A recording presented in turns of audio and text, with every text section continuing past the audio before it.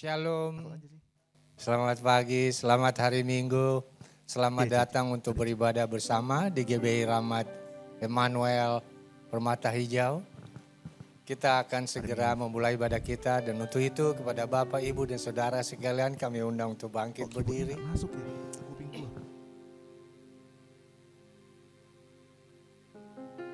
Mari kita arahkan hati dan pikiran kita kepada Tuhan dan kita bersatu di dalam doa. Allah Bapa kami yang bertata di dalam kerajaan surga, Tuhan yang kami kendalkan sembah di dalam nama Yesus Kristus, segala hormat dan puji syukur kami panjatkan hanya bagi-Mu Bapa. Sungguh besar kasih setiamu Bapa, Engkau Allah yang selalu menyertai kami, Engkau yang tidak pernah meninggalkan dan tidak pernah membiarkan kami sepanjang perjalanan hidup kami. Kami bersyukur, kami berterima kasih ya Bapa, sepanjang minggu yang telah berlalu, Engkau juga telah menyertai kami, melindungi kami, meluputkan, melepaskan kami dari segala kesusahan, mara, bahaya dan daripada yang jahat. Dan pada pagi hari ini, Engkau juga yang telah menuntun langkah kami untuk datang ke daerah-Mu.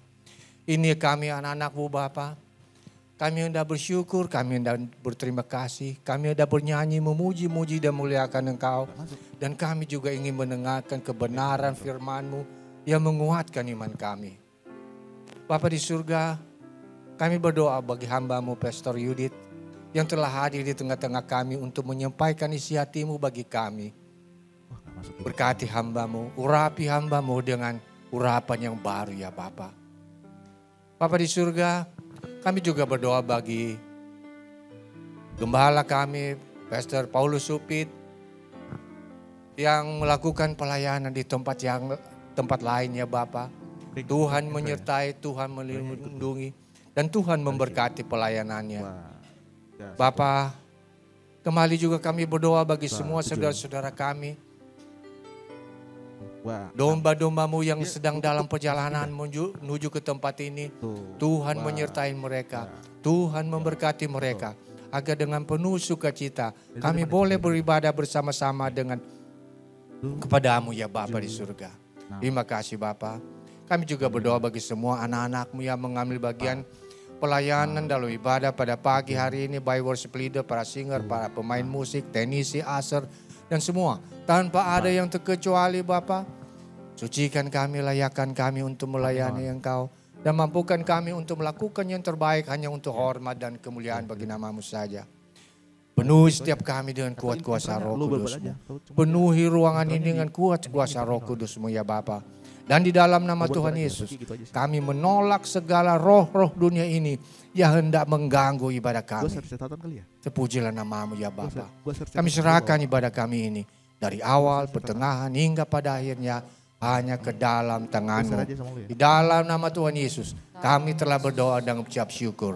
Haleluya. Mari kita yang percaya sama-sama katakan amin. Amin. Berikan tepuk tangan sorak-sorai bagi Allah kita saudara. Haleluya. Karena sampai hari ini Tuhan memelihara hidup kita. Amin. Jemaat silakan duduk kembali. Kita mau lebih lagi sama-sama menyembah Tuhan pagi hari ini.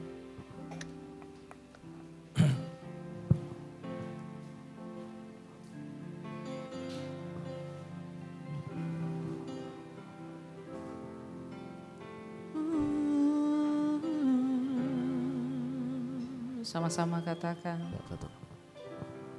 Betapa disenangi tempat kediaman-Mu, jiwaku hancur merindukan pelataran-Mu.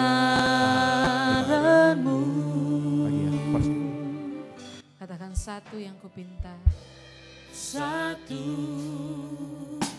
yang kupinta, diam di rumah-Mu dan terus menerus memuji Engkau. Itu bahagiaku.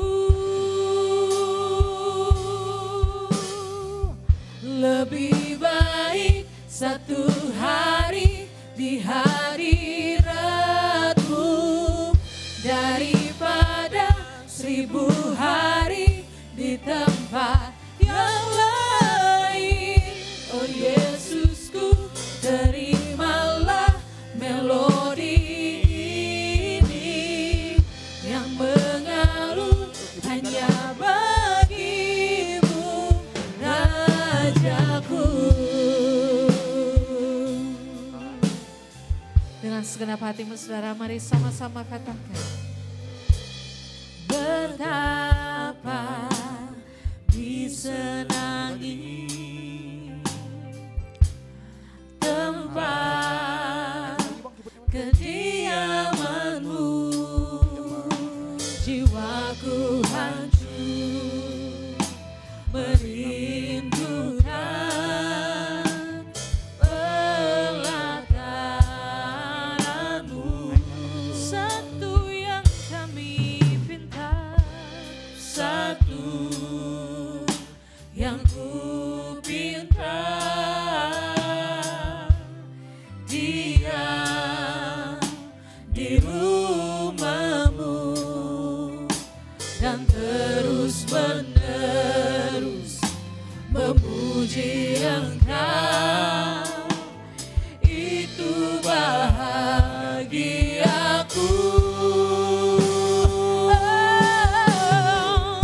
Lebih baik satu hari di hadirat-Mu daripada 1000 hari di tempat yang lain. Oh Yesusku, terimalah melodi ini yang mengalun hanya bagi-Mu, Raja. Lebih baik satu hari di hadirat daripada 1000 hari di tempat yang lain. Oh Yesusku, terimalah, terimalah yang mengalun hanya bagi-Mu, Rajaku.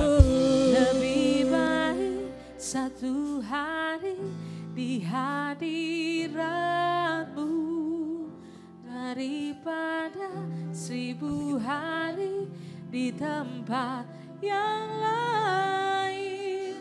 Oh Yesusku, terimalah melodi ini yang mengalun hanya bagi jemaat Tuhan saja. Katakan lebih baik. Lebih baik satu hari. Amin Tuhan.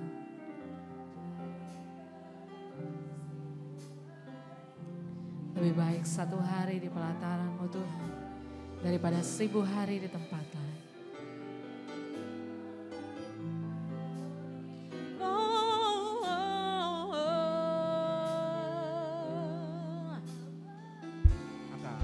Mari sama-sama katakan lebih baik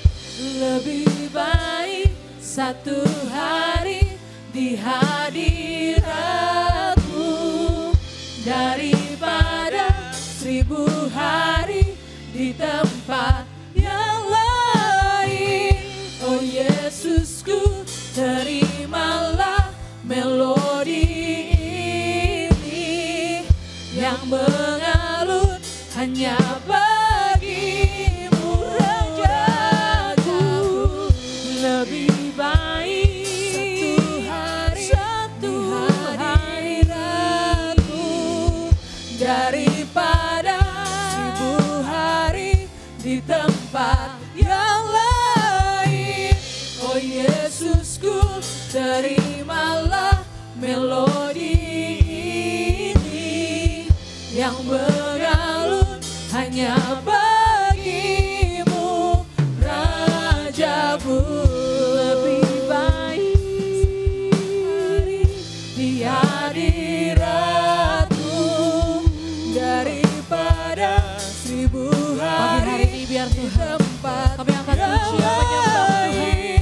Karena lebih baik satu hari di pelataran-Mu Bapa. Melodi ini yang mengalun hanya bagimu, Rajaku.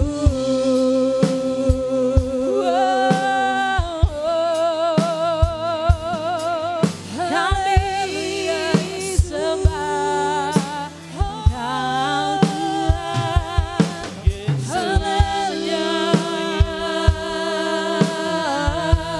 Mari angkat suaramu saudara, lebih lagi puji Dia. Sembah Yesus, kami haleluya.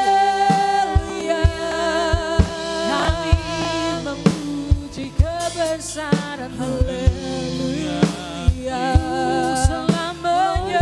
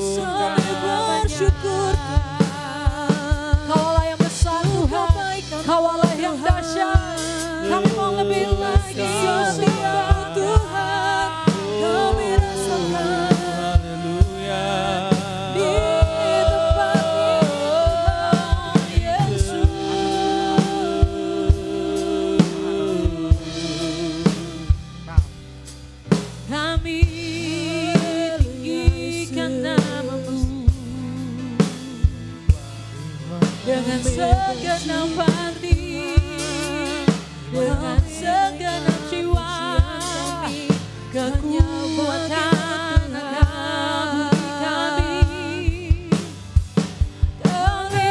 menyembah-Mu.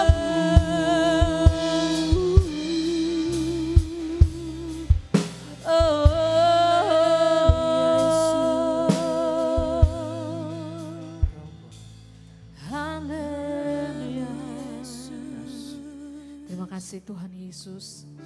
Kami mau mengucap syukur untuk segala keberadaan kami pagi hari ini ya Tuhan. Tidak ada satupun di antara kami yang merasa kami kuat karena diri kami sendiri. Kami hebat karena diri kami sendiri. Biar Tuhan Yesus kami mau bermegah di dalam Tuhan. Bermegah di dalam Engkau yang menciptakan setiap kami. Tidak ada satupun di antara kami yang sombong Tuhan. Karena kami merasa kami mampu. Melainkan kami butuh Tuhan dalam hidup kami. Tapi nanti kadang mau di aku juga bawa pertama kali. Kami perlu Kau Tuhan. Lebih lagi kami mau menyembah Engkau pagi hari ini ya Tuhan.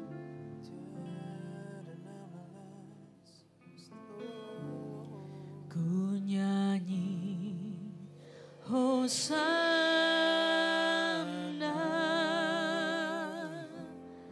bagi Rajaku yang duduk di tahta. Aku muliakan dan ku agungkan, Kau layak disembah. Jemaat Tuhan saja, mari angkat tanganmu sembah Dia, katakan, ku nyanyi Hosana.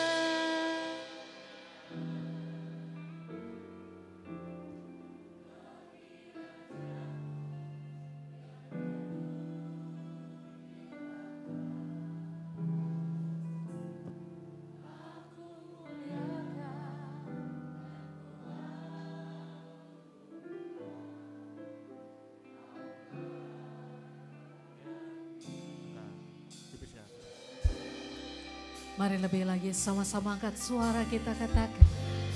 Ku nyanyi Hosana bagi Rajaku yang duduk di tahta.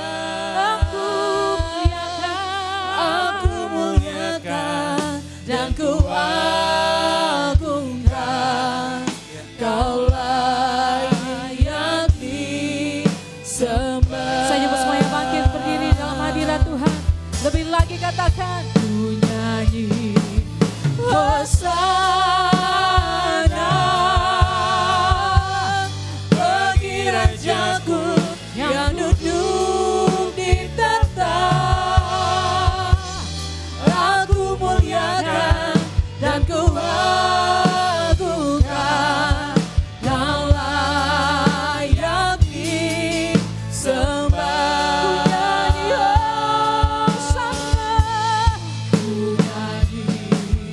Hosana bagi Rajaku yang duduk di tahta. Kami percaya Tuhan Yesus, Engkau Raja di atas segala raja dan Kau bertahta di atas setiap pujian kami.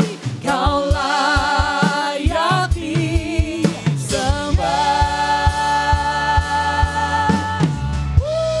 Ku nyanyi Hosana bagi Rajaku yang duduk di tahta. Aku muliakan dan ku agungkan. Kau layak disembah. Kau layak disembah. Sekali lagi sama-sama katakan, Kau layak disembah. Berikan tepuk tangan sorak-sorai bagi Allah kita. Serukan haleluya, haleluya. Terima kasih banyak Tuhan Yesus. Pagi hari ini kami mengucap syukur atas segala kebaikan Tuhan dalam kehidupan kami. Engkau yang layak terima segala pujian, hormat, kemuliaan sampai selama-lamanya. Di dalam nama Tuhan Yesus, mari yang bersyukur sama-sama kita katakan, amin. Berikan tepuk tangan sorak-sorai bagi Allah kita, saudara. Gloria ya, Gloria. Oke ya. Haleluya.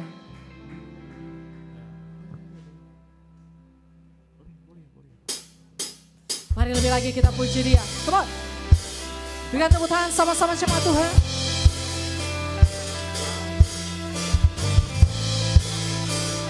Angkat ya. 4, 2, Lebih lagi kami bersuara bagi nama-Mu Tuhan. Woo.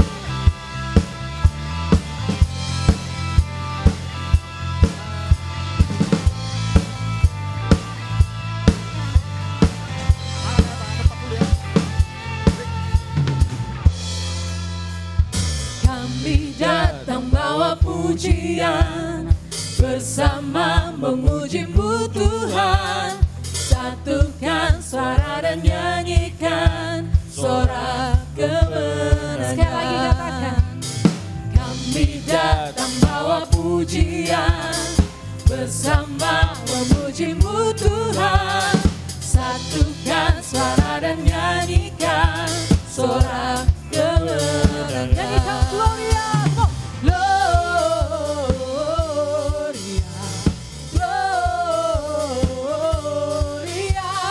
besar Tuhan, ditinggikan di atas segalanya.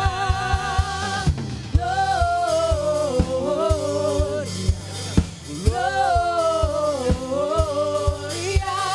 besar Tuhan, ditinggikan puji Dia.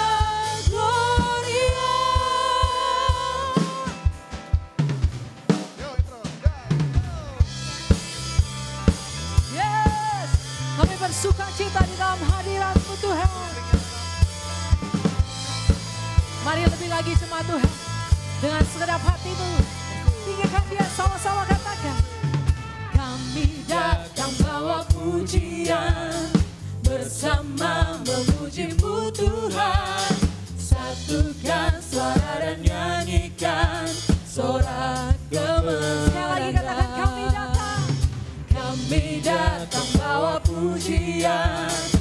bersama memuji-Mu Tuhan. Satukan suara dan nyanyikan sorak gemetar. Sama-sama sorakan. Gloria, amin. Gloria, besar Tuhan, ditinggikan di atas segalanya. Gloria, Gloria, besar Tuhan, ditinggikan dunia. Gloria. Karena sampai selama-lamanya Tuhan Yesus, hanya nama Tuhan yang kami tinggikan, hanya nama Tuhan yang kami muliakan. Amin. Amin, saudara. Mari lebih lagi, berikan tepuk tangan sama-sama jemaat Tuhan. Come on. Oh, sampai selamanya kami memuji. Mari angkat suaramu sama-sama katakan. We give you glory, we give you honor, we give you praise for all that you are. We give you glory, we give you honor, we give you praise. Gloria, we give you glory, we give you honor, we give you praise for all that you are. We give you glory, we give you honor, we give you praise. One more time, come on. We give you glory, we give you honor, we give you praise for all that you are. We give you glory, we give you honor, we give you praise. Glory, come on. Gloria, besar Tuhan, Kau yang terlebih besar Tuhan dan segalanya.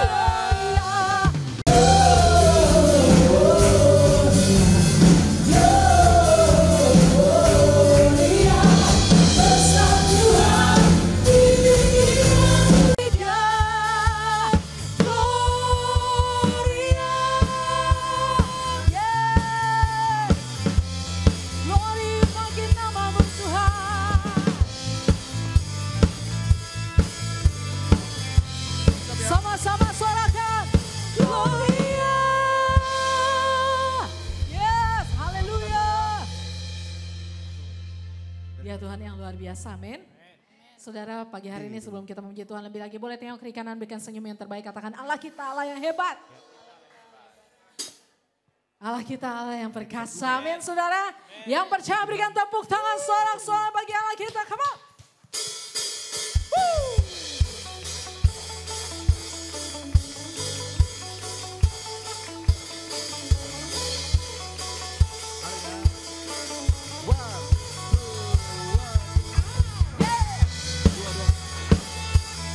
Seperti kata firman Tuhan saudara, bukan kuat, bukan gagah, tetapi rohku kata Tuhan.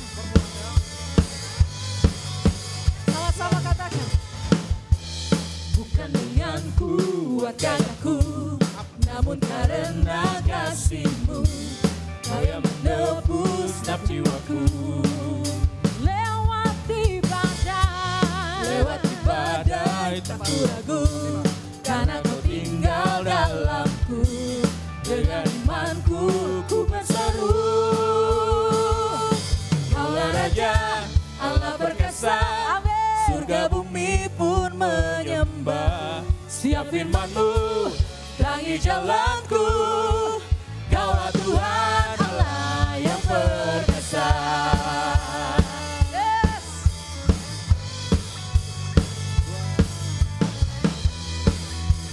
Dengan segenap hatimu, sama-sama katakan.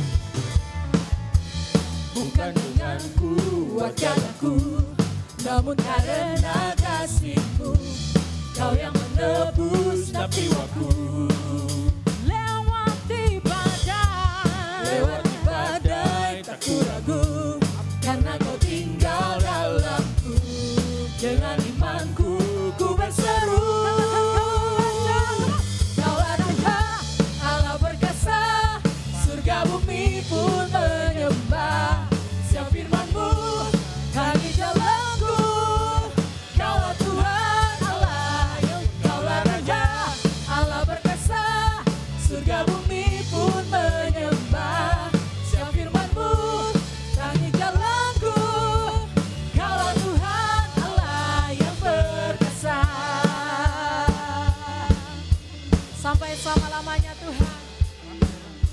ada Allah seperti Engkau. Tidak ada Tuhan seperti Engkau.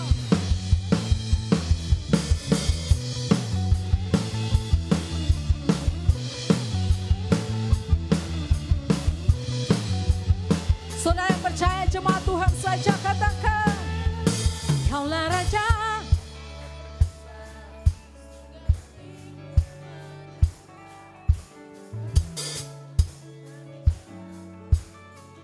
Kaulah Tuhan Allah. Kaulah Raja, Allah berkuasa, surga bumi pun menyembah. Setiap firman-Mu bagi jalanku.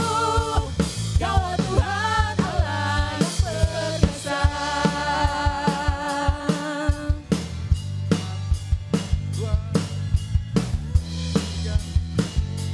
Sama-sama katakan Yesus Kaulah Tuhan. Come on. Yesus Kaulah Tuhan Allah berkuasa. Yesus Kaulah Tuhan Allah berkuasa. Sekali lagi katakan Yesus Kaulah Tuhan Allah berkuasa. Yesus Kaulah Tuhan Allah berkuasa. Yes. Haleluya. Engkau Allah yang perkasa Tuhan. Yuk lagu ini ya. Engkau Tuhan yang luar biasa. Dari dia juga. Tuhan tahu hati kami, Tuhan tahu hidup kami. Dan kami percaya Tuhan Yesus, rancangan Tuhan sempurna, indah dan penuh dengan damai sejahtera buat setiap kami.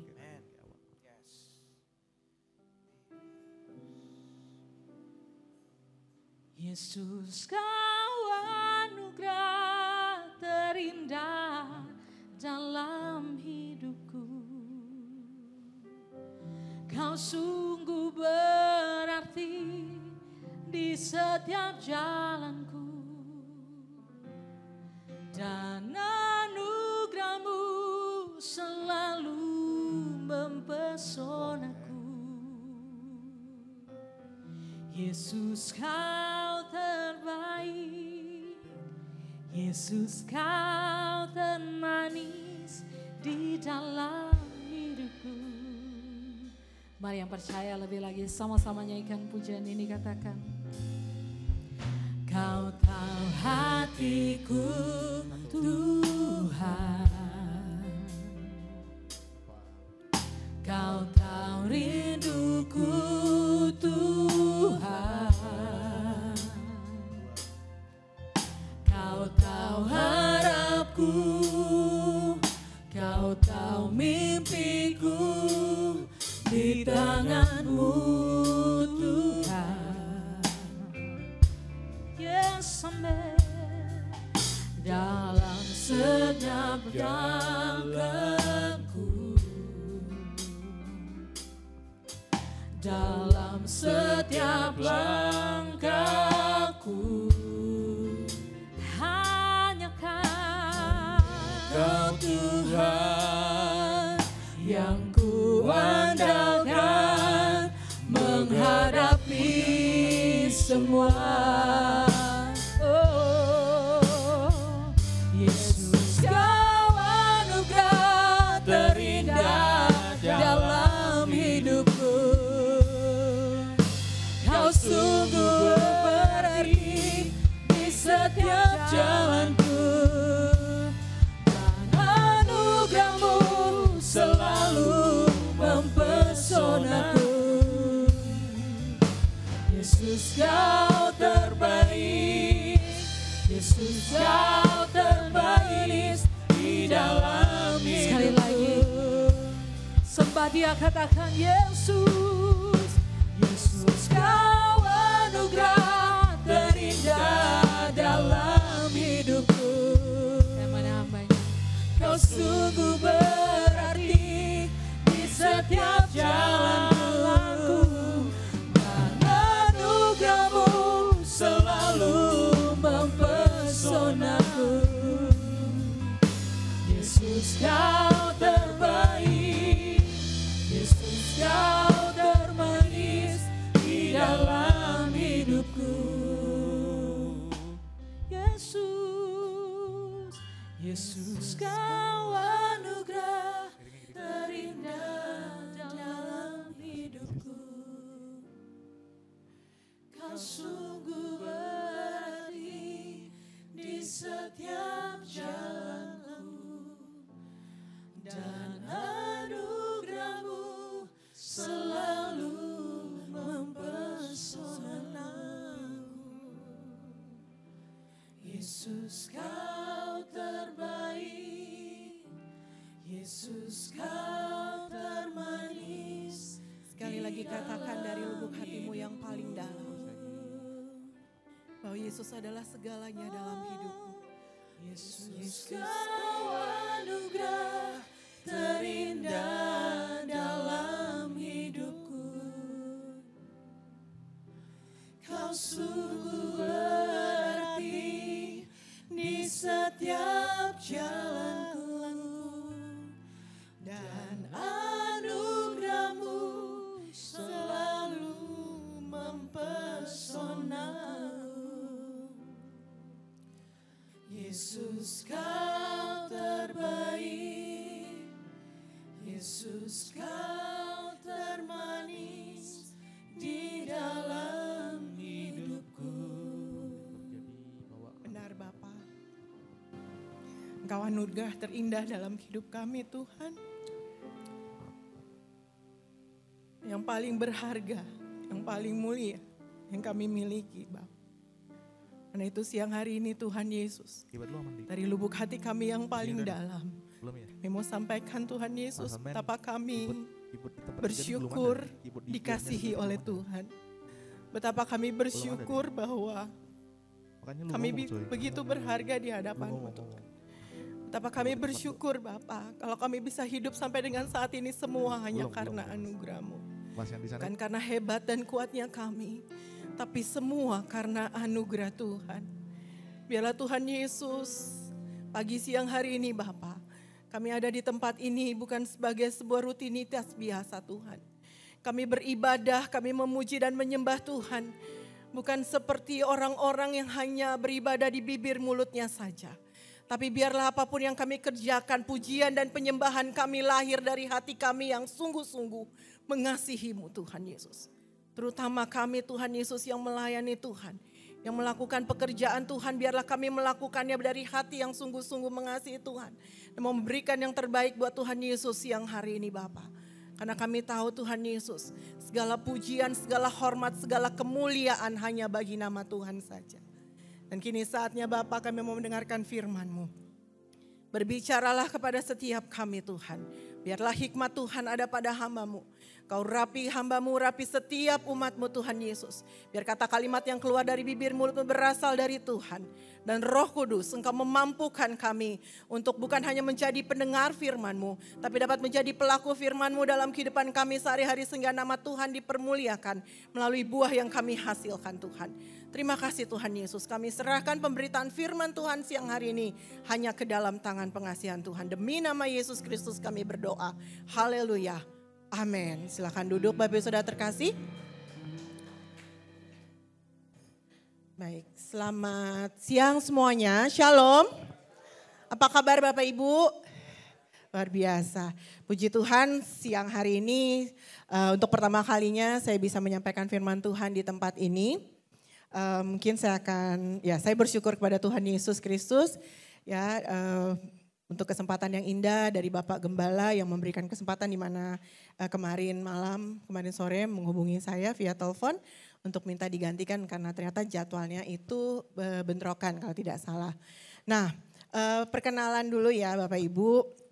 Nama saya Yudi Ahlin Rutasya, panggilannya Yudit. Saya adalah istri dari almarhum Bapak Pendeta Marulam Huta Galung yang 7 minggu lalu baru saja menyampaikan firman Tuhan di tempat ini. Dan itu adalah khotbah terakhir dia sebelum dia akhirnya meninggal dunia. Jadi agak bergetar juga ya di sini ya. Karena ketika saya nonton YouTube-nya juga ya, memang setelah itu ketika dia sudah doa setelah menyampaikan firman terlihat memang sudah agak pucet ya dan nafasnya udah beda. Jadi dari minggu pulang dari pelayanan di tempat ini sudah mulai drop, tidur saja gitu ya seharian sampai malam. Sampai akhirnya Selasa sudah tidak kuat, dibawa ke rumah sakit dan masuk ICU hingga meninggal di hari Sabtu tanggal 3 Mei yang lalu. Dan saya mengucapkan terima kasih sedalam-dalamnya buat perhatian, buat semua ya, terutama dari Bapak Paulus Supit, dari Bapak Ibu yang sudah menyempatkan hadir juga di rumah duka ketika itu. Terima kasih banyak, Tuhan Yesus yang memberkati. Dan pada siang hari ini saya menyampaikan firman Tuhan dengan tema menjaga hati atau jagalah hatimu. Nah Bapak Ibu Saudaraku, ada sebuah ayat yang mungkin sudah sering kali kita dengar, yaitu apa? Amsal 4 ayat 23. Firman Tuhan katakan apa? Jagalah hatimu dengan segala kewaspadaan karena dari situlah terpancar kehidupan. Saya nggak tahu kenapa berubah ya tulisannya ya. Saya nggak tahu kenapa PPT kanvanya berubah ya. Sebenarnya normal itu tulisan I-nya gitu. Ya nggak apa-apa ya, masih agak jelas ya Bapak Ibu ya. Ya, jadi dikatakan apa? Jagalah hatimu dengan segala kewaspadaan karena dari situlah terpancar kehidupan. Bapak Ibu kalau kita lihat ada kata waspada di sana. Waspada itu artinya berjaga-jaga dengan ekstra. Bukan hanya sekedar berjaga-jaga tapi ekstra berjaga-jaga. Ibaratnya kalau kita punya rumah, kita waspada jangan sampai ada pencuri yang masuk untuk mencuri ke dalam rumah kita gitu ya.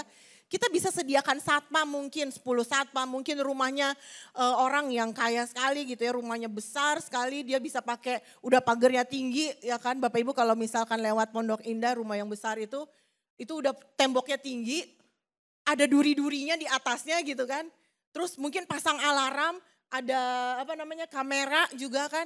Satpamnya juga ada gitu. Mungkin ada anjing gede juga untuk jaga gitu. Jadi ekstra waspadanya tuh berlapis-lapis gitu. Nah ternyata Bapak Ibu firman Tuhan berkata kita tidak perlu menjaga rumah kita dengan seperti itu gitu ya. Tetapi ya gak salah juga, itu hak dia yang punya rumah gitu ya. Tapi maksud saya gini, ternyata firman Tuhan mengingatkan kepada saudara dan saya pagi hari ini yaitu apa? Jagalah hatimu dengan segala kewaspadaan gitu. Jadi ada beberapa hal yang mau saya sampaikan berkenaan dengan hal ini Bapak Ibu. Yang pertama, mengapa kita perlu menjaga hati kita Bapak Ibu? Yang pertama adalah tentu saja karena kehidupan terpancar dari hati. Dan tanpa disadari saudaraku, seringkali orang tidak menyadari akan hal itu saudara. Orang hidup sekedar hidup. Orang hidup asal-asalan hidup, yang penting hidup. Mereka beraktivitas seperti biasa tanpa mereka sadar bahwa hidup mereka ditentukan dari apa yang ada di dalam hati kita. Maksudnya apa saudara? Di dalam Amsal 27 ayat 19 dikatakan apa? Seperti air mencerminkan wajah, demikianlah hati manusia mencerminkan manusia itu. Artinya saudaraku, hati kita itu mencerminkan siapa kita. Ketika kita ngaca, kita bisa lihat wajah kita seperti apa secara fisik. Tapi hati kita, segala sesuatu yang terpancar dari hati kita itu terlihat di wajah Bapak Ibu. Hati yang sedang sedih, mukanya juga sedih. Saya tidak sedang bicara tentang orang yang memakai topeng ya. Tapi orang yang apa adanya. The real person adalah ketika apa yang ada di dalam hatinya pasti terpancar. Orang yang lagi jatuh cinta, lagi bahagia, pasti lagi baru dapat uang atau berkat atau apapun yang membuat dia happy, pasti mukanya tuh sumringah gitu. Iya kan? Kita baru ketemu sama teman lama kita gitu, kita bisa tahu nih dia lagi bahagia atau lagi susah hidupnya. Dari wajahnya, karena apa yang dari wajah terpancar dari hatinya Bapak Ibu. Nah ternyata saudaraku, apa maksudnya tadi bahwa kita perlu waspada menjaga hati kita karena dari situlah terpancar kehidupan. Maksudnya seperti ini Bapak Ibu. Di dalam Matius 15 ayat 18 sampai 20 dikatakan seperti ini. Tetapi apa yang keluar dari mulut berasal dari hati dan itulah yang menajiskan orang. Karena dari hati timbul segala pikiran jahat, pembunuhan, perzinahan, percabulan, pencurian, sumpah palsu dan hujat. Itulah yang menajiskan orang. Nah artinya gini Bapak Ibu. Di dalam Matius 12 ayat 34 sampai 35 juga Yesus berkata kepada orang-orang saat itu dikatakan apa? Hai kamu keturunan ular beludak. Bagaimanakah kamu dapat mengucapkan hal-hal yang baik sedangkan kamu sendiri jahat? Karena yang diucapkan mulut meluap dari hati. Lalu di ayat 35 dikatakan seperti ini. Orang yang baik mengeluarkan hal-hal yang baik dari perbendaharaan yang baik. Dan orang yang jahat mengeluarkan hal-hal yang jahat dari perbendaharaan yang jahat. Artinya Bapak Ibu, kalau kita ketemu orang yang mohon maaf, kerjanya maki-maki terus, kerjanya sumpah serapah terus, kerjanya mengeluh terus, bersungut-sungut, ada masalah dikit bersungut-sungut, ada masalah dikit tidak mampu mengucap syukur, menggerutu, marah-marah kerjanya. Artinya yang salah itu belum tentu keadaan atau orang lain yang menyebabkan dia seperti itu, saudara. Tapi apa? Hatinya sendiri yang belum bersih. Hatinya sendiri yang tidak dia jaga. Karena apa? Firman Tuhan sendiri katakan apa? Orang yang baik akan mengeluarkan kata-kata yang baik dari perbendaharaannya yang baik. Orang yang jahat ya. Jadi Bapak Ibu Saudara, kalau mau mengenal orang atau mengenal seseorang, mengenal karakter seseorang Bapak Ibu, cukup lihat saja dari kalimat-kalimat yang keluar dari bibir mulutnya. Bapak Ibu ajak jalan aja seharian.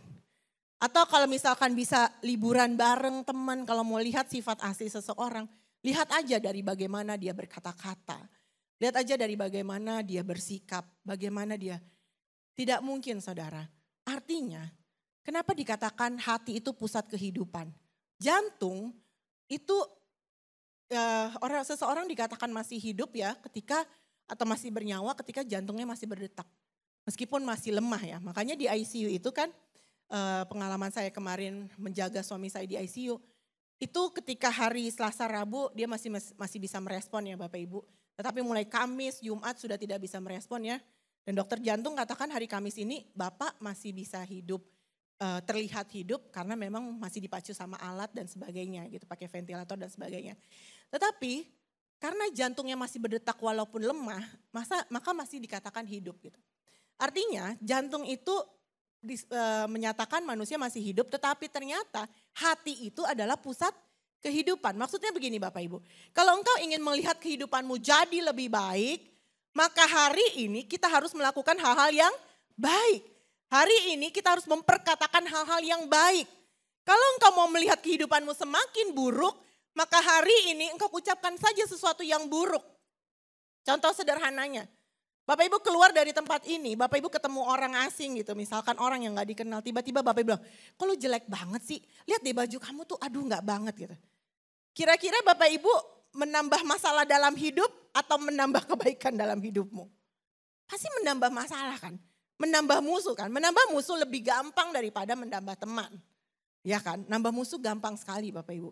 Tinggal Bapak Ibu lempar orang aja pakai botol atau apa udah, Bapak Ibu bakal dikejar-kejar sama itu orang. Nah, kalau Bapak Ibu mau mendapatkan kehidupan yang lebih baik di depannya saudara ya. Artinya kita menjaga perkataan kita juga tetap baik. Sama teman kita, sama saudara, terutama sama istri, suami, anak-anak, orang tua. Ya, sama semuanya orang-orang yang di terdekat kita. Kita harus benar-benar sungguh-sungguh menunjukkan bahwa memang kita ingin memiliki kehidupan yang jauh lebih baik ke depannya. Semua dimulai dari apa? Dari hati kita. Hati kita yang baik, hati kita yang bersih, maka perkataan kita pun baik. Perkataan kita pun baik, perkataan yang membangun saudara, perkataan-perkataan dan engkau akan bisa melakukan kebenaran-kebenaran firman Tuhan, mempraktekkan itu ketika memang engkau bisa berkata-kata hal yang baik saudara.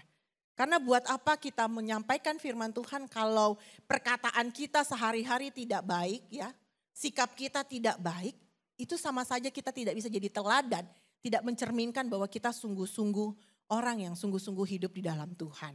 Ya, jadi yang pertama, mengapa kita perlu menjaga hati kita? Karena dari hati terpancar kehidupan. Berikutnya Bapak Ibu yang kedua, saudara, supaya hati kita tetap lembut. Nah, maksudnya apa? Lembut di sini bukan seperti orang Jawa ya, yang ngomongnya lembut gitu kan, yang oh iya gitu, gimana kabarnya gitu. Atau yang ngomongnya pelan gitu, bukan. Itu adalah ciri khas orang Jawa, karakternya mereka. Tapi lembut di sini adalah bicara tentang sesuatu yang masih bisa digembur, masih bisa dibentuk. Tanah liat yang sudah keras, apakah masih bisa dibentuk Bapak Ibu? Tanah liat, Bapak Ibu pernah lihat tanah liat? Halo? Pernah ya?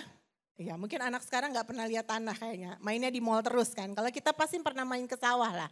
Minimal ngeliat lah ya gitu. Nah Bapak Ibu bicara tentang bicara tentang hati yang lembut ada ya. Hati yang masih bisa dibentuk. hati yang masih bisa digembur, hati yang masih bisa berubah. Makanya itulah sebabnya Yesus seringkali katakan apa? Jangan keraskan hatimu. Karena hati yang keras sudah tidak bisa berubah. Hati yang keras adalah sama seperti orang bebal yang tahu kebenaran tapi tidak bisa diubah karena mereka tidak mau berubah. Karena hati mereka sendiri telah mengeras. Kenapa? Karena mereka tidak menjaga hati mereka dengan baik, saudara. Kalau engkau sungguh-sungguh menjaga hatimu dengan segala kewaspadaan, maka hati kita akan tetap lembut. Dan ini penting, kenapa hati manusia harus tetap lembut?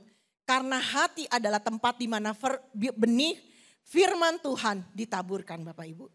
Kita lihat sama-sama di dalam Matius 13, saudaraku. Matius 13 adalah sebuah perumpamaan, ayat 1-8, 18-23 itu Yesus bicara tentang sebuah perumpamaan di mana dia katakan apa? Firman Tuhan atau benih itu seperti seorang penabur yang menabur benih. Yang pertama jatuh di pinggir jalan. Yang kedua jatuh di tanah yang berbatu-batu. Lalu apa lagi saudara? Yang ketiga jatuh di mana? Di semak duri. Lalu yang keempat jatuh di tanah yang baik. Saya akan sampaikan langsung kepada arti perumpamaan itu saudara. Ayat 18 di dalam Matius 13 saudara. Yesus katakan arti perumpamaan dari penabur tersebut. Dikatakan apa? Kepada setiap orang yang mendengar firman tentang kerajaan sorga. Tetapi tidak mengertinya, datanglah si jahat dan merampas yang ditaburkan di dalam hati orang itu. Itulah benih yang ditaburkan di pinggir jalan. Nah saudaraku lalu ini adalah artinya apa saudaraku? Hati orang yang sudah keras saudara. Firman Tuhan itu jangankan sampai di hatinya, di tanah hatinya, dia di pinggirnya. Berarti apa? Ibaratnya gini, benih dilempar mental. Saudara pernah lempar sesuatu di batu, bisa mental enggak? Karena apa? Karena batunya keras. Jadi bagaimana benih firman Tuhan itu bisa sampai ke dalam hati seseorang, hanya sampai di pinggirnya aja saudara seperti perumpamaan ini. Karena apa? Karena hatinya sudah keras. Lalu yang kedua dikatakan apa? Di tanah yang berbatu-batu. Ya, ayat berikutnya dikatakan apa? Orang yang mendengar firman menerimanya dengan gembira tetapi apa? Gak berakar. Benihnya gak berakar saudara. Tidak berakar, tidak tahan. Tahannya hanya sebentar saja. Lalu dikatakan apa? Apabila datang penindasan atau penganiayaan karena firman itu, orang itu pun segera murtad saudara. Jadi murtad di sini ya saudaraku, makanya tidak heran kenapa banyak orang percaya sudah puluhan tahun ke gereja, beribuan kali mungkin ke gereja, puluhan tahun jadi orang Kristen. Tapi mereka masih bisa murtad, mereka masih bisa pindah keyakinan karena ternyata firman Tuhan itu tidak sungguh-sungguh berakar di dalam hati dia. Itulah sebabnya tidaklah heran saudaraku kalau ada orang percaya, orang yang katanya percaya Kristus, orang yang katanya pakai salib sekalipun atau apapun saudara, atau mungkin yang ketika Natal pasang pohon Natal dan sebagainya memakai atribut Kristiani. Tetapi ternyata saudaraku kalau firman Tuhan yang dia dengar ratusan bahkan ribuan kali tidak tertanam dan berakar di dalam hati orang tersebut, maka itu menjadi sebuah kesia-siaan. Karena imannya tidak bertumbuh saudara. Seorang yang memiliki iman yang teguh dan kuat adalah orang yang tidak akan mungkin pernah menukar keyakinannya. Sekali Yesus pasti dia akan tetap percaya Yesus. Itulah yang harus kita miliki saudaraku. Itulah kenapa Paulus katakan dalam Roma, iman timbul dari pendengaran dan pendengaran akan firman Kristus. Artinya bagaimana engkau bisa berakar imanmu semakin kuat kalau kita sendiri gak benar-benar punya hati yang baik. Lalu yang ketiga saudara, boleh satu orang baca buat kita semua atau saudara baca ya. Ayat 20, Matius 13 ayat 20.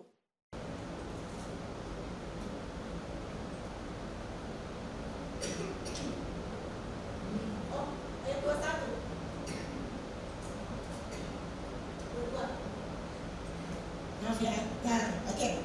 Silakan, 22 dan 23. 22 aja, 1, 2 ya.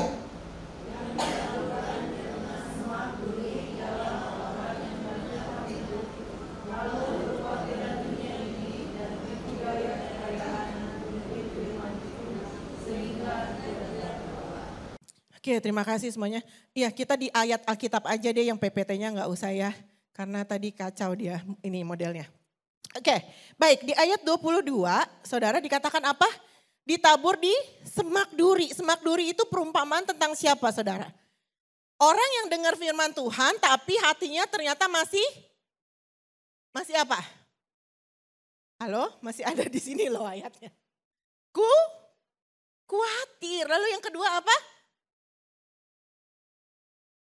Dihimpit apa saudara? Tipu daya kekayaan saudara. Saudara ingat ayat Matius 6 ayat 24 ketika Tuhan katakan bahwa seseorang tidak dapat mengabdi kepada dua tuan. Manusia tidak dapat mengabdi kepada Tuhan atau kepada Mamon. Mamon bicara tentang harta kekayaan saudara. Jadi kembali lagi, siapa pemilik hatimu menentukan seberapa banyak firman Tuhan yang bisa berakar di dalam hatimu. Dan seberapa banyak firman Tuhan yang sudah engkau praktekkan dalam kehidupanmu sehari-hari. Sehingga engkau menghasilkan buah yang memuliakan nama Tuhan. Itu ditentukan dari pemilik hati kita saudara. Jadi tidaklah heran kenapa orang dengar firman nih. Contoh misalkan, saya saat ini khotbah. Saudara jangan khawatir, Matius 6 ayat 25 sampai 34 berkata, janganlah kamu khawatir apa yang akan kamu makan. Jangan khawatir akan apa yang akan kamu pakai. Karena burung di udara dia pelihara, bunga bakung di padang dia hiasi. Engkau lebih daripada bunga dan burung itu. Pulang ke rumah kucuk sampai rumah lihat tempat beras, berasnya tinggal dikit. Lihat rekening, cek m-banking, aduh rekening tinggal dikit. Mulai timbul kekhawatiran. Padahal baru berapa jam dengar firman? Sudah setahun dengar firman? Enggak dong. Baru sejam 2 jam dengar firman, tapi tiba-tiba udah lupa. Nah ini firman Tuhan itu benihnya jatuh seperti di tengah semak duri. Jadi kekhawatiran dunia, tipu daya kekayaan itu menipu orang-orang yang mendengarkan firman Tuhan. Kenapa? Karena yang jadi pemilik hatinya itu bukan Tuhan, tapi Mamon. Itulah sebabnya saudaraku kita perlu menjaga hati kita dengan segala kewaspadaan. Terutama yang pertama adalah melihat, menyelidiki sampai kedalaman hati kita. Siapa yang menjadi pemilik hatimu? Siapa yang lebih engkau cintai? Engkau lebih mencintai Tuhan atau engkau lebih mencintai harta kekayaanmu? Sebab Paulus katakan apa saudara? Akar segala kejahatan adalah cinta akan uang. Uangnya enggak salah. Tapi caramu melihat uang itu yang menjadi orang menjadi jahat. Kalau engkau melihat uang hanya sebagai alat pembayaran dan bukan sebagai alat penimbun kekayaan, maka engkau tidak akan pernah khawatir. Engkau tidak akan pernah khawatir. Kenapa saya katakan khawatir? Karena ketika kita butuh, Tuhan pasti berikan pada kita tepat pada waktunya, saudara. Tugas kita hanya bekerja, tugas kita hanya mengerjakan bagian kita, saudaraku. Khawatir itu bukan tugas kita. Kalau Tuhan pakai kata jangan khawatir, artinya jangan dilakukan. Karena kalau dilakukan itu namanya dosa. Jadi dosa bukan hanya bicara tentang jangan membunuh, jangan mencuri, jangan berzina. Tapi jangan khawatir pun pakai kata jangan. Artinya apa Pak? Sama enggak Bu? Kalau ada kata jangan boleh dilakukan atau enggak? Jangan makan itu ya nak. Nanti kamu sakit, jangan minum es terus ya. Jangan pegang api ya. Sama atau beda? Larangan atau suruhan? Jangan minum kesannya kayak hal yang sederhana. Cuman jangan makan, jangan minum. Jangan pegang api. Oh ya deh saya cuma gak pegang api aja. Tapi saya makan dan minum suka-suka saya. Padahal sama-sama pakai kata jangan. Nah sering kali manusia itu saudaraku ketika baca firman Tuhan mereka hanya fokus kepada hal-hal yang besar. Tapi mereka lupa bahwa kekhawatiran pun dilarang oleh Tuhan. Dan ternyata kekhawatiran membuat firman Tuhan itu tidak bisa bertumbuh saudara. Hati yang penuh dengan kekhawatiran saat ini benar-benar kita buang saudaraku. Rasa khawatir kita akan apapun saudaraku, mungkin orang tua khawatir anak saya bagaimana nanti sekolah di mana. Saudara ketika suami saya meninggal, saya cerita sedikit saudara ya. Saya sempat ngawang-ngawang 2 minggu. Saudara tahu ngawang-ngawang gak? Ngawang-ngawang tuh apa ya? Kayak antara bingung gitu. Ya, galau, bukan ya galau sedih iya. Campur-campur gitu rasanya kayak beliau kan almarhum sering keluar kota gitu ya, sering ke Israel 12 hari gitu kan, keluar kota seminggu, 2 minggu. Jadi awal-awal tuh kayak ngerasa seminggu pertama, oh lagi di luar kota, tapi kok gak ada chatting, gak ada telepon gitu. Karena ya beliau tipe yang kalau lagi di luar rumah tuh kita keluar ke mall aja tuh dia bisa nelpon kita tuh 3-4 kali gitu. Lagi di mall gitu ya. Jadi memang tipe yang agak bukan agak sih. Sangat perhatian gitu ya. Nah itu. Jadi makanya mulai sadarnya tuh ketika 3-4 hari gak ada gitu. Oh iya ya ternyata udah pergi beneran ini bukan keluar kota. Jadi 2 minggu tuh saya bener-bener sampai akhirnya masuk mau ke minggu ketiga. Saya inget banget meninggal hari Sabtu, hari Kamis atau Jumat. Saya bilang gini sama Tuhan ini udah gak bisa nih kayak gini. Saya bilang gitu. Karena apa? Saya lagi penulisan disertasi saudaraku. Kalau Tuhan kalau aku sedih-sedih terus. Kalau aku kayak orang depresi gitu loh. Saya bukan depresi sih dibilang. Kayak saya pokoknya kalau aku begini terus Tuhan. Aku gak akan bisa ngerjain apapun.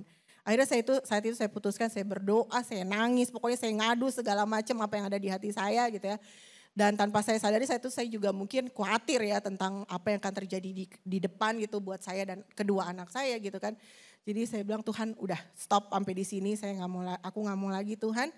Mulai besok, mulai saat ini aku mau benar-benar kembali kepada Yudit yang dapat kekuatan dari Tuhan. Nah pokoknya segala macam lah saya doa waktu itu. Akhirnya sejak itu puji Tuhan saudara, kehidupan saya jadi lebih baik gitu. Walaupun ya masih ada nangis-nangisnya ya, tapi wajar manusiawi. Tapi saya nggak terlalu terpuruk seperti di awal. Nah kembali lagi saudaraku, kalau kita memang merasa hati kita sedang gundah gulana, sedih dan sebagainya. Yang perlu kita lakukan hanyalah datang sama Tuhan. Cerita semuanya sama Tuhan. Sama seperti ketika kita khawatir. Kita cukup cerita sama Tuhan. Tuhan aku khawatir begini gitu. Tuhan tolong aku percaya.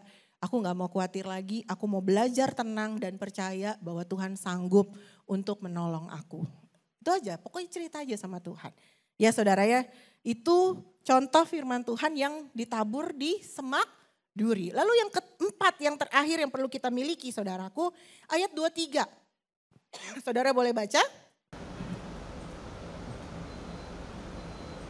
Oke, slide-nya boleh. Oke, silakan.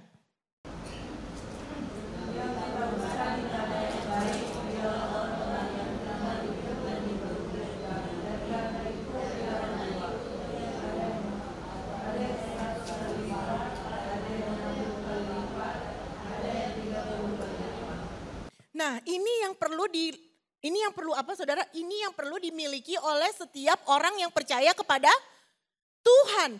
Tanah yang baik. Tanah yang baik artinya hati yang baik, hati yang bersih, hati yang murni, hati yang tidak ada noda di dalamnya saudara. Hati yang benar-benar bersih saudara. Supaya apa? Ketika ada firman Tuhan, mau satu ayat firman Tuhan sekalipun saudaraku, kalau tanah hati orang itu baik, maka benih satu ayat firman Tuhan itu akan benar-benar berakar dan bisa diterapkan. Contoh ya kekhawatiran tadi. Satu ayat aja Tuhan bilang apa? Jangan kamu khawatir kesusahan satu hari hanyalah untuk satu hari. Ya kan? Ayat 34 misalkan Matius 6 ayat 34. Atau saudara punya ayat kesukaan deh apa? Saudara benar-benar itu bisa saudara hidupi dalam hidup kita. Saudara firman Tuhan itu bukan tentang berapa banyak ayat yang kita hafal. Atau bukan tentang berapa banyak ayat yang kita catat. Berapa banyak ayat yang ya kita hafal gitu ya. Yang kita sampaikan atau tentang berapa banyak status gitu yang kita tulis. Bukan. Tapi tentang berapa banyak ayat firman Tuhan yang berakar di dalam hati kita. Itu yang paling penting. Karena ketika satu ayat pun berakar dalam hatimu saudaraku, engkau pasti bisa mempraktekannya. Itu pasti. Ketika sebuah kejadian terjadi, engkau akan diingatkan oleh Roh Kudus. Roh Kudus akan mengingatkan kita. Contoh tentang kesabaran. Mungkin ada satu momen yang membuat engkau gak sabar. Tapi akhirnya apa? Karena engkau hafal Amsal 16 ayat 32. Bukan sekedar hafal, tapi ayat itu berakar dalam dirimu. Engkau akan diingatkan oleh Roh Kudus. Roh Kudus akan bilang apa? Orang yang sabar melebihi seorang pahlawan. Orang yang menguasai diri melebihi orang yang merebut kota. Akhirnya apa? Oh ya, saya lebih dari pahlawan, saya pasti sabar. Iya enggak? Karena ayat itu berakar. Bukan sekedar ayat hafalan. Kalau ayat hafalan saudaraku, saudara gak akan bisa sabar. Kita ngeliat anak kita gak makan habis aja rasanya kita bisa ngamuk. Iya kan? Tapi kalau sabar itu bicara lebih dari, sabar itu bukan hanya tentang berapa lama waktu kita bisa menunggu. Tapi sabar bicara lebih daripada itu saudara. Sabar itu bicara tentang bukan tentang berapa lama kita harus menunggu. Tapi tentang apa yang kita kerjakan ketika kita harus menunggu. Itulah sabar yang sesungguhnya. Bukan tentang rentang waktunya. Tapi tentang sikap hati kita, tentang perilaku kita yang benar-benar menunjukkan bahwa kita sabar. Ya itu contohnya saudara. Jadi saudaraku kalau engkau mau firman Tuhan itu benar-benar berbuah. Karena jangan salah ya saudara. Berbuah itu wajib atau enggak? Halo? Jadi orang Kristen itu yang penting berbuah atau tidak? Halo? Belum semua nih jawab. Menurut Bapak Ibu Saudara, berbuah itu wajib atau tidak buat orang percaya? Wajib. Kudu, mesti, harus. Kenapa? Dalam Yohanes 15 ayat 8, 1-8 Yesus bicara tentang pokok anggur yang benar.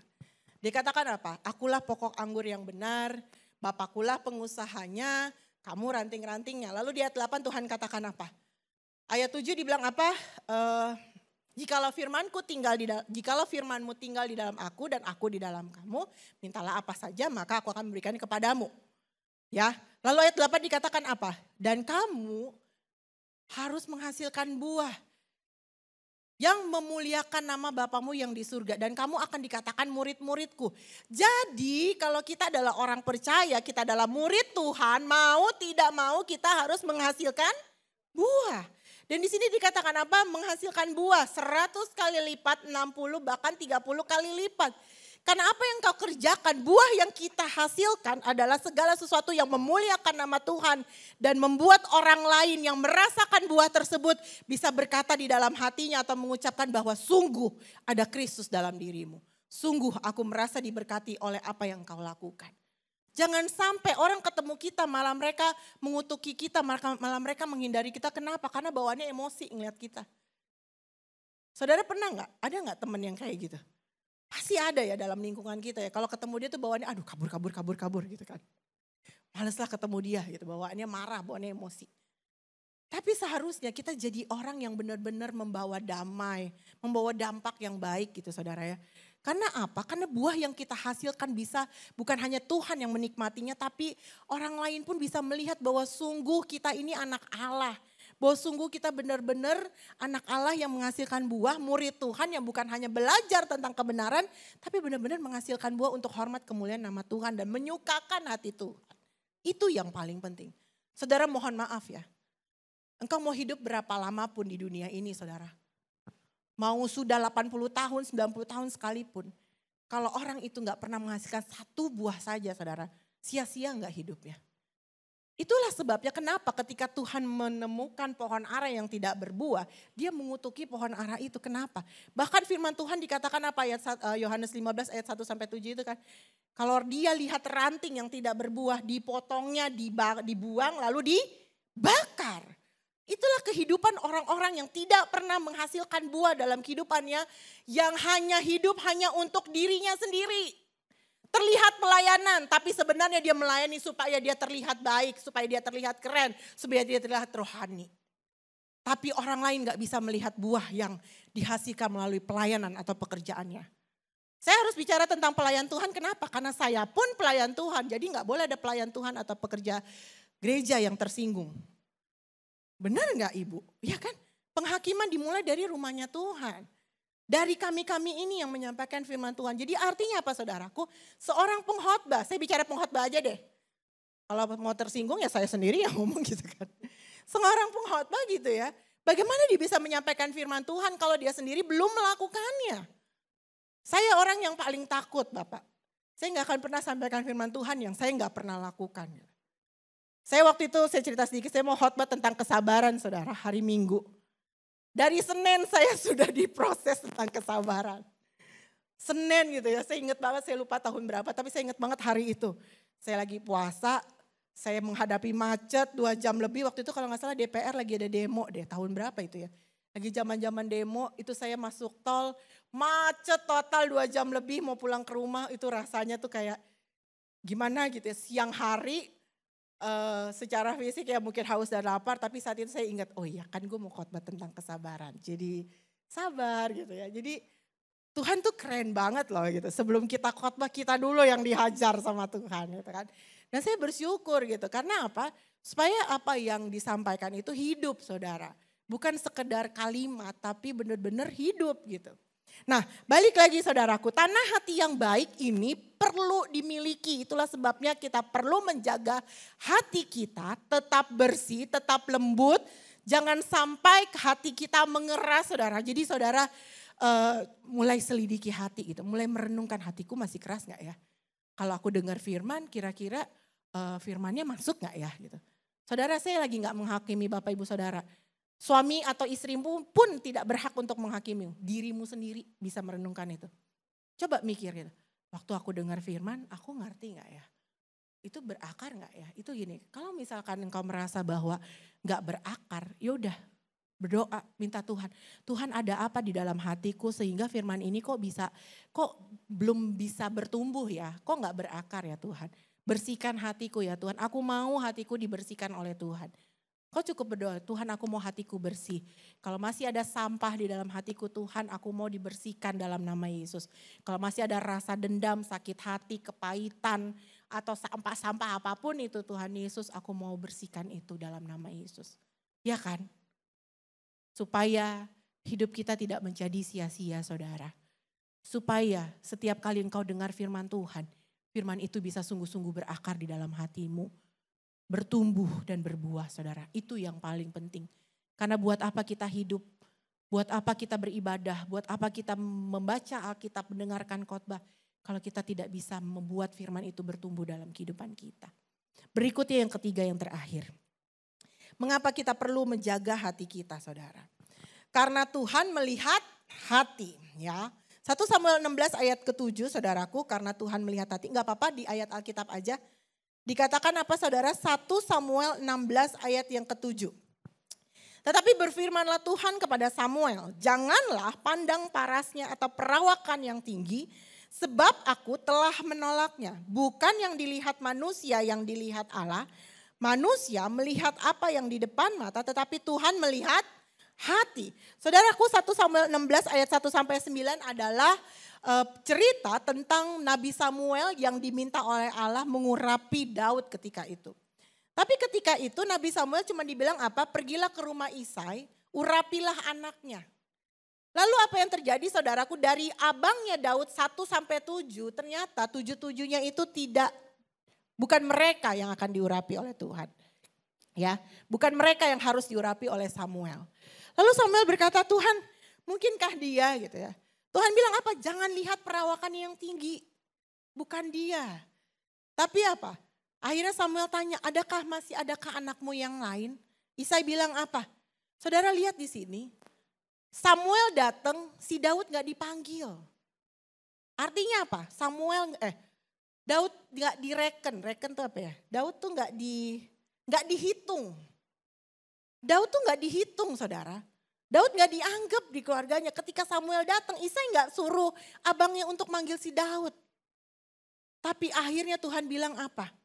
Tuhan bilang ke Samuel, masih adakah anakmu yang lain? Isai bilang apa? Masih ada, dia sedang menggembalakan kambing domba di padang. Panggil dia. Ketika Samuel melihat Daud di hadapannya, Tuhan bilang apa tadi? Berfirmanlah Tuhan kepada Samuel, janganlah pandang perawakan yang tinggi. Jangan pandang perawakan abang-abangnya abang-abangnya Daud yang tinggi. Tapi yang aku lihat adalah meskipun Daud perawakannya kecil, Alkitab katakan masih kemerah-merahan ketika dia melawan Goliat, masih muda. Mungkin menurut dunia dia gak sempurna. Lebih sempurnaan abang-abangnya yang tinggi, gagah dan sebagainya. Tapi justru yang Tuhan lihat apa? Hatinya Daud. Daud seorang yang sungguh senang memuji Tuhan. Sementara dia menjaga gembala, menjadi gembala atas domba dan kambingnya, dia apa? Dia tetap menyembah Tuhan, saudara. Dia senang bermazmur, dia senang memuji Tuhan. Kita lihat di sini, saudaraku, apa yang bisa kita lihat di sini? Bahwa ternyata berita baiknya adalah Tuhan gak pernah lihat latar belakang kita. Tuhan gak pernah lihat engkau lahir di mana, di dusun sekalipun, di desa mana, yang di peta pun gak ada, saudara. Yang kau buka Google Map pun mungkin gak kelihatan, gak apa-apa. Tuhan gak pernah lihat latar belakang kita, sebobrok apapun masa lalu kita, semerah apapun mungkin dosa kita, saudaraku. Tuhan gak pernah lihat itu karena Tuhan sudah mati di atas kayu salib untuk menebus setiap dosa saudara dan saya, dan tidak pernah mengingat akan kesalahan kita. Tuhan juga gak pernah lihat, saudara, engkau cantik atau gagah atau ganteng. Tuhan gak pernah lihat engkau hebat. Engkau mau main musik jago, skillmu jago atau enggak, suaramu mau bagus, jelek, apapun. Tuhan gak pernah lihat, saudara. Karena segala sesuatu itu berasal daripada Tuhan. Manusia melihat rupa, manusia melihat apa yang terlihat, tapi Tuhan melihat hati. Ini penting, saudaraku. Karena ketika kita meninggalkan dunia ini, saudaraku, di hari terakhir kita, di hari penghakiman, Tuhan melihat apa yang ada di dalam hati saudara dan saya. Apa yang ada di dalam hatimu, saudara. Itulah sebabnya Tuhan katakan apa? Hukum yang terutama adalah apa? Kasihilah Tuhan Allahmu dengan segenap hatimu. Dengan segenap hati. Bukan dengan setengah hati, apalagi cuma 1/8 hati. Atau 1/4. Nah, bagaimana orang bisa mengatakan dia mengasihi Tuhan dengan segenap hati kalau dia tidak pernah sungguh-sungguh melayani Tuhan dengan segenap hatinya. Kalau dia gak pernah melakukan pekerjaan Tuhan dengan segenap hati yang mengasihi Tuhan. Kalau dia gak pernah melakukan segala sesuatu seperti untuk Tuhan. Kalau tingkah lakunya tidak menunjukkan bukti bahwa dia mengasihi Tuhan, saudara. Yang saya lihat adalah banyak orang Kristen ya. Orang Kristen yang manja, mereka tahu Tuhan sudah mengasihi mereka. Mereka tahu bahwa Yesus sudah mati di atas kayu salib, bukti karya salib Kristus, kasih Tuhan yang besar. Sehingga mereka lupa, mereka pun harus merespon kasih Tuhan itu dengan benar.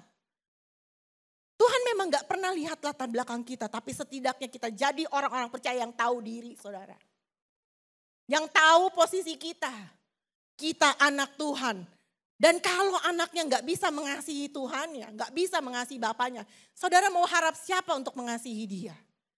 Itulah sebabnya ketika di hari terakhir, Tuhan melihat hati saudara dan saya, saudara. Tuhan gak tanya berapa hartamu, berapa jumlah mobilmu, rumahmu di mana, titelmu apa, suaramu bagus atau enggak, bisa main musik atau enggak, bisa masak atau enggak, bisa apa lagi, saudara? Bisa apapun yang bisa kita kerjakan, bisa khotbah atau enggak. Semua karunia yang Tuhan kasih itu, talenta itu dari Tuhan.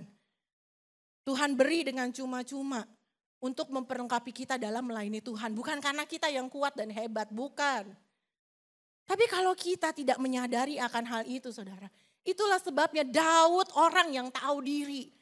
Daud seorang yang sangat tahu diri, sehingga apa ketika dia diurapi oleh Samuel, saat itu dia menjadi orang yang sangat berapi-api untuk Tuhan. Buktinya dia berani mengalahkan Goliat. Dia katakan apa ketika Goliat menyumpah serapahi orang-orang tentara-tentara Yahudi ketika itu, dia katakan dia datang ke arena pertandingan. Dengan nama Tuhan Allah yang perkasa aku mendatangi engkau. Engkau mendatangi aku dengan lembing, dengan alat-alatmu yang seperti itu. Tapi aku mendatangi engkau dengan nama Tuhan Allah yang perkasa. Daud tahu betul, saudaraku, siapa Tuhan yang dia punya. Daud tahu betul bahwa Tuhan sudah pilih aku. Itulah sebabnya aku harus memberikan yang terbaik untuk Tuhan. Dalam apapun yang Tuhan percayakan buat aku harus kerjakan itu semua untuk hormat kemuliaan nama Tuhan. Itu yang paling benar. Yang harusnya kita lakukan, saudara. Sehingga kita gak akan melihat orang tuh dari fisiknya, dari apa yang dia punya. Sebab apa? Tuhan aja lihat orang itu dari hati. Lalu siapa kita merasa kita berhak untuk menghakimi orang lain hanya karena apa yang dia miliki, saudara. Kekristenan tidak terlepas dari yang namanya kasih. Bukan hanya mengasihi Tuhan dengan segenap hati, tapi mengasihi sesama manusia seperti dirimu sendiri. Artinya saudaraku, hati kita harus hati yang penuh dengan kasih. Sebab Tuhan melihat sejauh mana hatimu, saudara. Tuhan melihat hati kita. Apakah kita sungguh-sungguh mengasihi Tuhan dengan segenap hati kita. Dan yang kedua, Tuhan melihat hati kita. Apakah kita sungguh-sungguh percaya kepada Tuhan dengan segenap hati kita. Saudara baca deh, Alkitab itu selalu bicara tentang segenap hati, segenap hati, segenap hati. Amsal 3 ayat 5 katakan apa? Percayalah kepada Tuhan dengan segenap hatimu dan janganlah bersandar kepada pengertianmu sendiri. Artinya percaya sama Tuhan dengan segenap hati juga. Dan ketika Tuhan bicara di dalam Matius 18 dikatakan apa? Ketika anak manusia itu datang, adakah dia dapati iman di bumi? Tuhan lihat iman. Iman adanya di dalam mana saudara? Di dalam hati. Paulus katakan apa? Dengan mulut engkau mengaku, dengan hati engkau percaya bahwa Yesus adalah Tuhan Juru Selamat. Artinya hati memegang peranan penting saudaraku. Itulah sebabnya Paulus katakan apa? Meskipun manusia lahir ya kami semakin merosot. Tetapi manusia batiniah kami harus dibaharui dari sehari ke sehari. Mungkin secara fisik kita makin menurun karena usia. Tapi manusia batiniah kita harus semakin baik saudara. Harus semakin mengasihi Tuhan. Harus semakin percaya sama Tuhan. Harus sungguh-sungguh beriman sama Tuhan. Karena kelak ketika tubuh jiwa kita sudah selesai di muka bumi ini. Roh kita terangkat di surga. Tuhan cuma lihat apa? Hatimu. Apakah kita sungguh-sungguh mengasihi Dia dengan segenap hati kita? Apakah kita sungguh-sungguh percaya sama Tuhan dengan segenap hati kita? Adakah iman di dalam hati saudara dan saya? 3 hal ini saudaraku, maka Tuhan ingat saudara.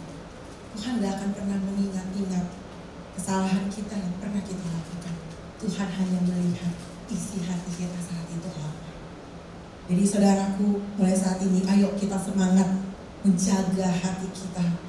Semua saudara, karena bukan tugas kita untuk menjaga hati orang.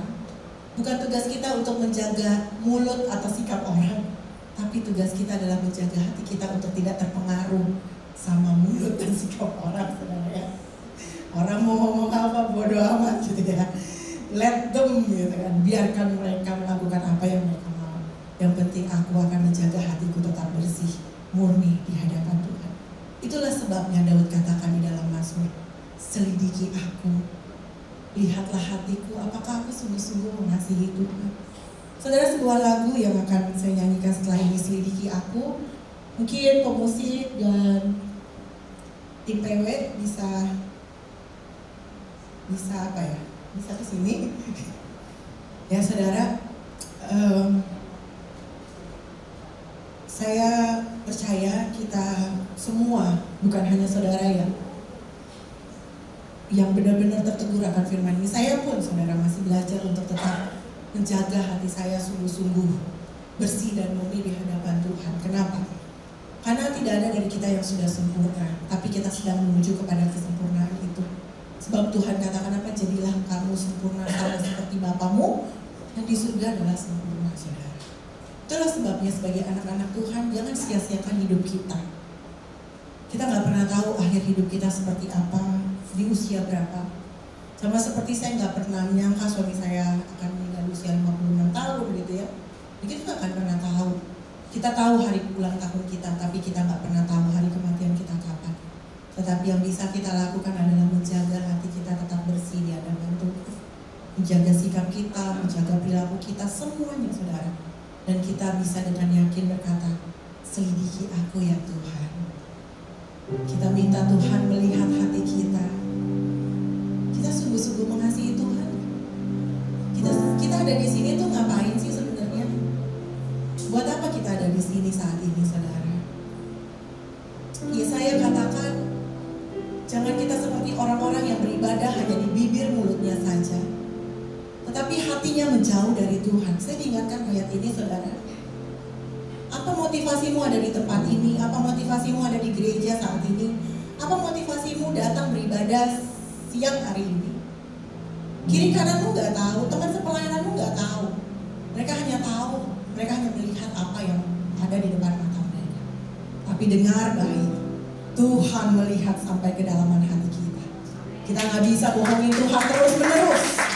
Kita gak bisa mendukakan hati Tuhan terus menerus. Kalau siang hari ini kau mendengar firman Tuhan dan kau tertegur sama-sama minta ampun sama Tuhan. Kita minta Tuhan mengubahkan hati kita, mengubahkan setiap motivasi yang salah, mengubahkan setiap niat yang salah, sehingga bukan hanya dari bibir mulut saja keluar kata-kata yang mengasihi dan menyembah Tuhan, tapi biarlah sikap hati kita sungguh-sungguh menunjukkan bahwa kita ada di sini karena kita mengasihi Tuhan, dan hanya satu tujuan kita: menyembah, memuliakan, meninggikan nama Dia, Raja di atas segala raja. Sebab itu kita bisa dengan yakin berkata, Tuhan, aku ada di sini untuk berjumpa dengan Tuhan.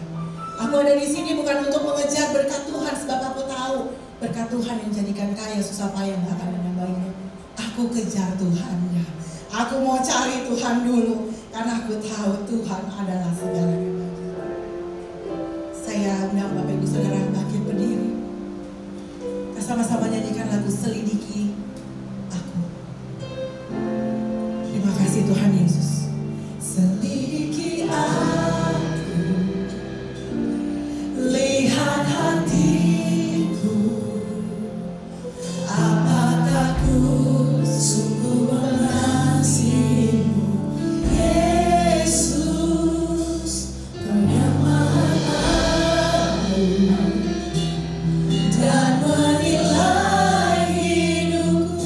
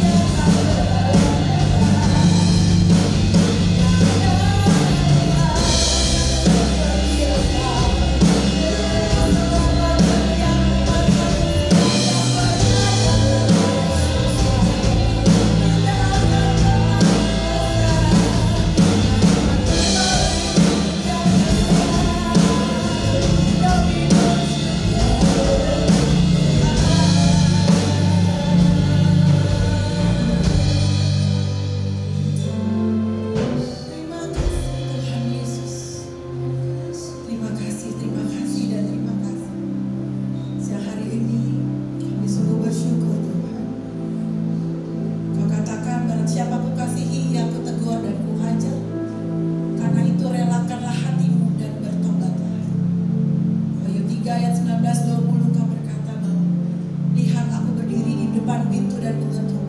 Barang siapa yang membukakan pintu, maka aku akan masuk makan bersama di dalam. Saudaraku, saat ini mungkin Tuhan sedang menunggu di depan pintu hati kita. Sudah berapa lama Dia menunggu, menantikan kita membuka pintu hati kita, untuk benar-benar Dia masuk, untuk benar-benar Dia menjadi Tuhan dalam hati kita. Sehingga saudara, kita gak hidup lagi menurut apa maunya kita. Sehingga kalau ada hal-hal yang salah di dalam hati kita, ada sesuatu yang tidak benar, maka Tuhan mampu untuk membersihkannya dan mengubahkan hati kita, saudara. Karena yang paling penting adalah kita menjaga hati kita tetap bersih. Karena dari situlah pusat kehidupan, saudara. Terima kasih Tuhan. Bapa, kami bersyukur Tuhan Yesus untuk siang hari ini. Hamba-Mu telah selesai menyampaikan firman-Mu Tuhan. Hamba-Mu terbatas dalam menyampaikan kata per kata, kalimat per kalimat. Tapi aku punya Tuhan yang hidup dan luar biasa. Aku punya Roh Tuhan yang ada di dalam hati kami masing-masing. Roh Kudus, berbicaralah kepada setiap anak-anak-Mu. Ajarkan mereka lebih lagi akan firman yang telah didengar Tuhan. Agar firman ini tidak lalu begitu saja, tapi benar-benar Tuhan Yesus dapat berakar, bertumbuh dan berbuah dalam kehidupan kami. Sehingga iman kami semakin teguh di dalam Tuhan. Karena kami tahu Tuhan Yesus ketika hari terakhir nanti Engkau ada melihat hati kami Bapa. Kami percaya Tuhan Yesus, orang lain mungkin bisa terpukau dengan apa yang kami kerjakan, tapi Engkau Tuhan Yesus, kami tidak bisa membohongi Tuhan. Tuhan yang menyelidiki sampai kedalaman hati kami. Engkau yang menguji hati kami. Apakah kami sungguh-sungguh mengasihi Tuhan? Apakah kami sungguh-sungguh percaya kepada Tuhan? Apakah ada iman yang teguh di dalam Tuhan, di dalam hati kami? Karena itu Tuhan Yesus, kami minta ampun Bapa. Kami minta ampun atas setiap dosa dan kesalahan serta pelanggaran kami. Kami minta ampun jika ada niat dan motivasi yang salah. Sebab Engkau katakan dalam firman-Mu, seandainya ada niat jahat dalam hatiku, tentu Tuhan tidak mau mendengarkan doaku. Itulah sebabnya Tuhan Yesus, siang hari ini kami mau doa-doa kami dijawab oleh Tuhan. Kami percaya Tuhan Yesus, tangan Tuhan tidak kurang panjang untuk menolong setiap kami. Telinga Tuhan tidak kurang tajam untuk mendengar setiap seruan dan permohonan kami. Karena itu Tuhan Yesus, aku serahkan setiap doa permohonan anak-anak-Mu, permasalahan hidup anak-anak-Mu yang hadir siang hari ini. Engkau lawat satu persatu Bapa, seruan hati mereka Tuhan Yesus, baik jemaat Tuhan maupun pelayan seluruhnya Tuhan Yesus. Engkau melihat Bapa, dan aku percaya Engkau Tuhan akan memberikan jalan keluar tepat pada waktunya. Mau berdoa untuk gereja ini, GBI Rahmat Emmanuel Ministry Tuhan Yesus, beserta dengan Gembala Bapak Paulus Upit dan Ibu, serta keluarga besar dan seluruh staf pelayan, staf Gembala, semuanya Tuhan Yesus memberkati. Khusus untuk Bapak Gembala dan Ibu Gembala, Engkau memberkati dalam pelayanan beliau Tuhan. Engkau memberkati pekerjaan-pekerjaan Tuhan yang beliau lakukan Tuhan Yesus dimanapun. Biar hormat kemuliaan Tuhan semakin dinyatakan dalam kehidupan pelayanannya serta pengembalaannya di tempat ini maupun di Aston Tuhan. Tuhan Yesus memberkati segala sesuatunya, dan kami serahkan seluruh kehidupan kami selanjutnya hanya ke dalam tangan Tuhan.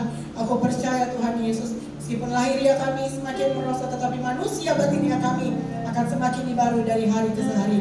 Demi nama Yesus kami berdoa dan bersyukur. Haleluya. Amin.